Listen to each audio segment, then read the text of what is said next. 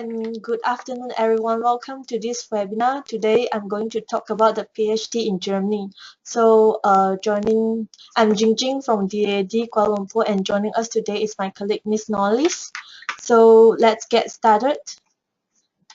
Firstly, we'll look at the topics today. So first of all, I'm going to talk about the introduction to Germany, and then what is DAAD, and then the types of PhDs in Germany, and how to find a supervisor, and then stuff regarding student visa, and then money matters, and last but not least about the DAAD scholarships. So yes, what do you know about Germany? Germany is the largest member of the EU, and currently Germany has about 82 million of population, and among the 82 million, there are roughly 5% they are Muslim, and Germany consists of 16 federal states, including Berlin, Bremen, and a few.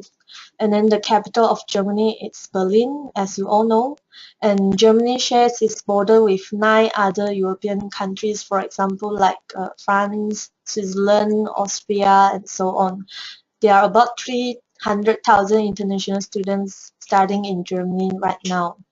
And then these are the number of students, Malaysian students in Germany. So currently there are about like 1,000 Malaysian students who are studying in Germany right now.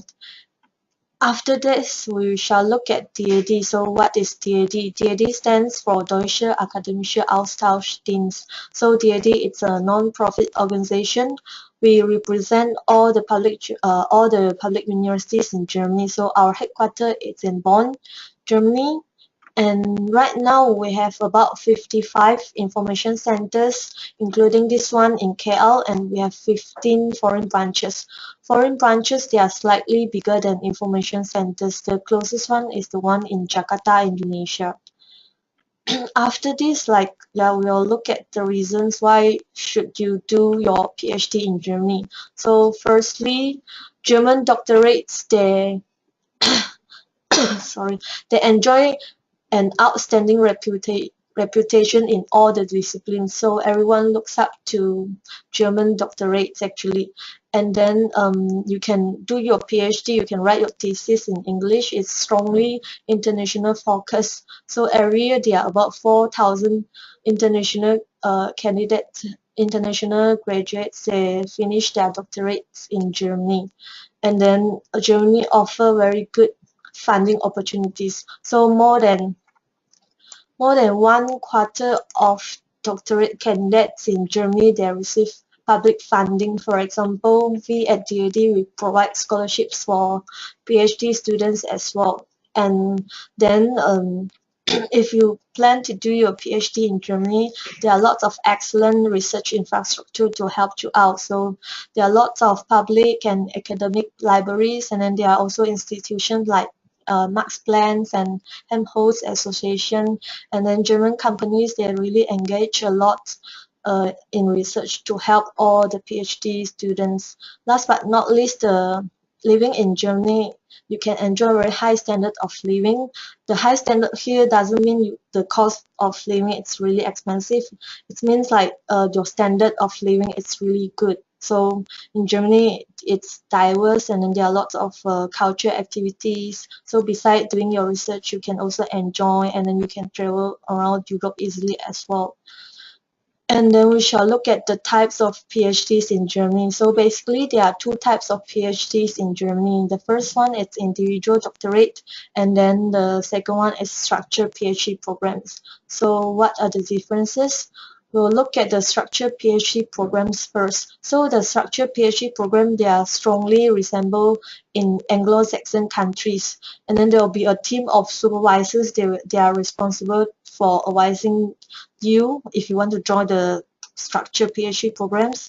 And then you and your research proposal have to fit in the current structured program, and then there will be lectures and seminars that are compulsory to attend, and then there will be also assessment, so they carry credit points, so it's compulsory, and then you have to attend all these lectures and seminars. So usually the structured PhD programs takes like 3 years. Whereas for the individual doctorate, it's really flexible. You have to find your own professor as your supervisor, and then the supervisor will supervise you, and then you do your thesis under the supervision of your supervisor, and then it's really flexible, and it takes a lot of your own initiative and responsibility. So usually it takes about 3 to 5 years, depend on your time schedule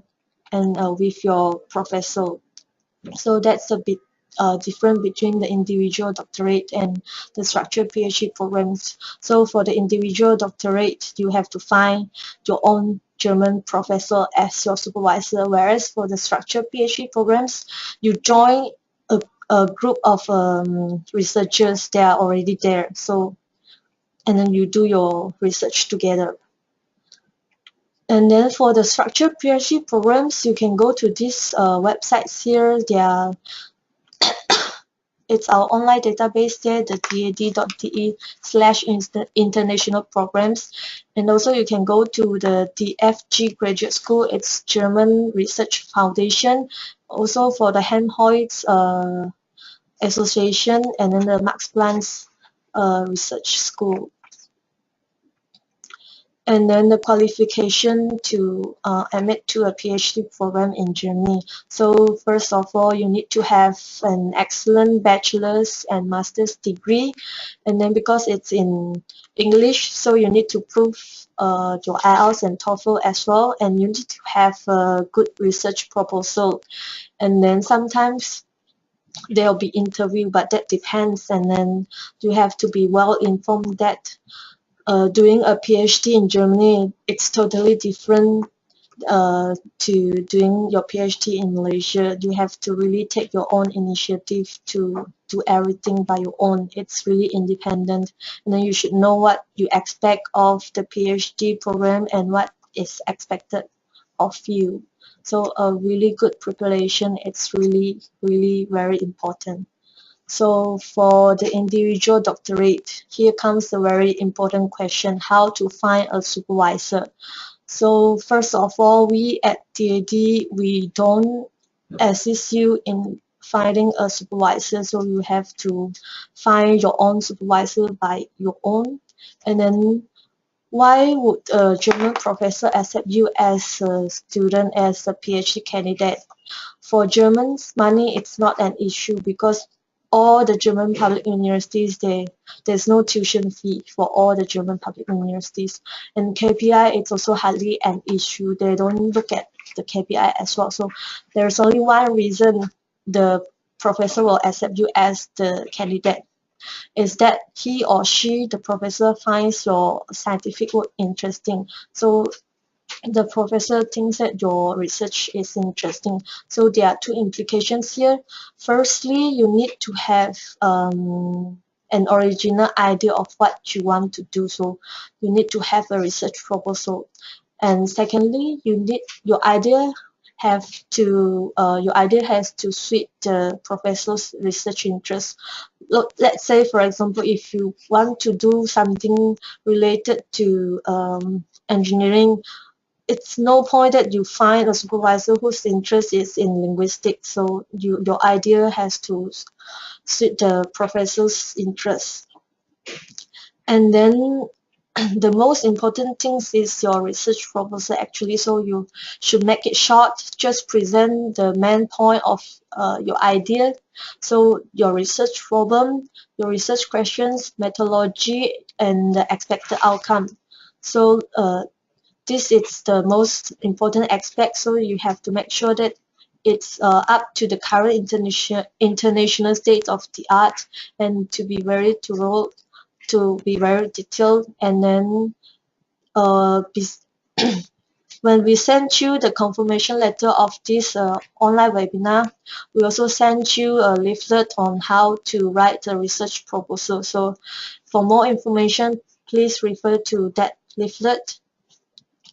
And then let's continue like how to find the supervisor. So we are looking for a professor whose interest matches yours. So you should identify the professors in the relevant field and get familiar with their work.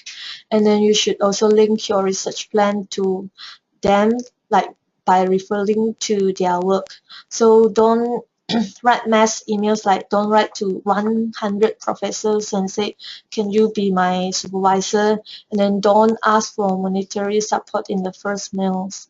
So as well, like we have the leaflet on how to find a supervisor. So please refer to the leaflet for more information on that. And then you can go to the conferences or lectures by German professors, like go to the international conferences and then try to meet as many German professors as you can. And then face-to-face is always the best option.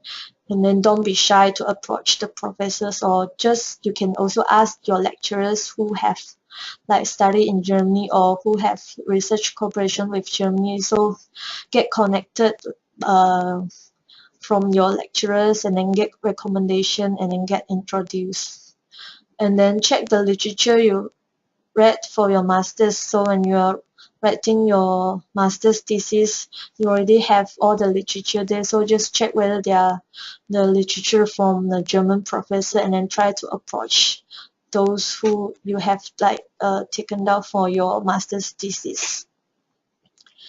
After this, yeah, these are a few of relevant websites on research in Germany. So the researchingermany.de offers you general information on research in Germany, and then the researchexplorer.de, it's set up by the German Research Foundation and DAAD, so there are information on the German universities and research institute as well. And then the PhDGermany.de, you can find your PhD positions like individual or structured PhD programs there. And then the German Project Information System is the database provide information on the projects funded by German Research Foundation.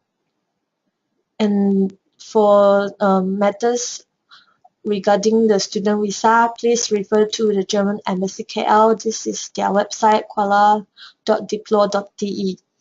You can find more information under the visa. And then money matters. So as I said before, there's no tuition fees at public universities in Germany, but there is a certain amount of semester contribution. Usually it's less than 300 euro per semester. This semester contribution covers your admin fee, and then it's also contribute a certain amount of the fee to student union, and then it covers your semester ticket. So for this semester ticket, you can travel around the campus and also the region without paying extra. And then there is no discrimination between international and German students.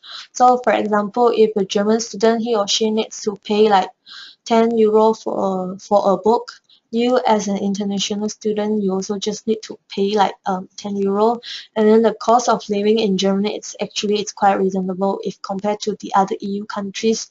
So you just need around 670 euro per month to cover your living expenses.